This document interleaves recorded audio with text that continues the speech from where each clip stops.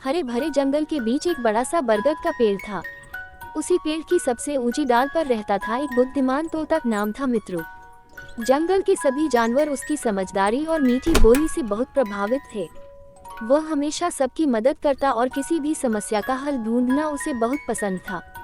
एक दिन सुबह सुबह सूरज की किरणें पेड़ों के बीच से झांक रही थीं। तभी जंगल में हलचल मच गई।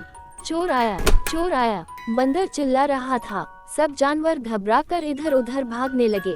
असल में जंगल के पास रहने वाला एक लालची शिकारी जाल लगाकर पक्षियों और छोटे जानवरों को पकड़ने की कोशिश करता था। कई बार जंगल के निवासी उसकी वजह से परेशान हो चुके थे। उस दिन शिकारी ने बड़े चालाकी से बरगद के पेड़ के नीचे दाना बिखेर दिया था और ऊपर पतली, दिखाई न देने वाली रस्सी से जाल बांध दिया था। जैसे ही कोई पक्षी दाने के पास जाता, जाल खींचकर उसे फंसा देता। जंगल के छोटे पक्षी यह खतरा समझ नहीं पाए और धीरे धीरे दाने के पास पहुंचने लगे। पेड़ की ऊंचाई से बैठा मित्रु तोता ये सब देख रहा था। उसने जोर से चिल्लाकर सबको चेतावनी दी, रुको, नीचे मत जाओ, ये दाना नहीं, जाल है।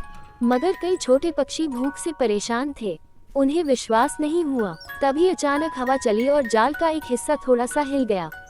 और इससे पहले कि मित्रु फिर आवाज लगाता, दो गौरैया दाने की ओर बढ़ गई और जाल में फंस गईं।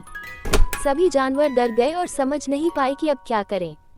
शिकारी दूर से ये सब देख रहा था और मुस्कुरा रहा था कि उसका जाल सफल हो गया। मित्रु तुरंत नीचे आया और गौरैया से बोला, डरो मत, मैं तुम्हें बचा लूंगा। फिर उसने जंगल के जानवरों की एक त्वरित सभा बुलाई। खरगोश, गिलहरी, बंदर और हिरन और इकट्ठा हुए। सबके सामने मित्रु ने अपनी योजना बताई। वह बोला, हम शिकारी को ही उसकी चाल में फंसाएंगे। हम सब मिलकर ऐसा करेंगे कि उसे लगे कि उसका जाल बड़े जानवरों को भी पकड़ सकता है। सब हैरान हो गए, कैसे? मित्रु ने समझाया, बंदर भाई, तुम जाल के एक कोने को इस तरह हिलाना कि लगे कोई बड़ा जानवर फंसा है। हिरन भाई, तुम थोड़ी दूर से पेड़ों को हिलाओ ताकि आवाज आए। गिलहरी, तुम सूखे पत्तों को ऐसे हिलाओ जैसे कोई भारी जानवर जमीन पर चल रहा हो। सबको योजना समझ आ गई और सबने अपनी अपनी जगह पकड़ ली। जैसे ही सब ने मिलकर हलचल मचानी शुरू की, शिकारी को लगा कि उसके जाल में बड़ा जानवर फंस गया है। वह खुशी से उछलता हुआ दौड़कर जाल की ओर आया।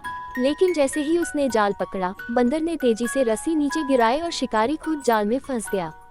अब जाल में शिकारी था और उसके हाथ पांव जाल में बुरी तरह उलझ गए थे। वह डर गया और बोला, मुझे छोड़ दो, मैं अब कभी जंगल में नहीं आऊंगा।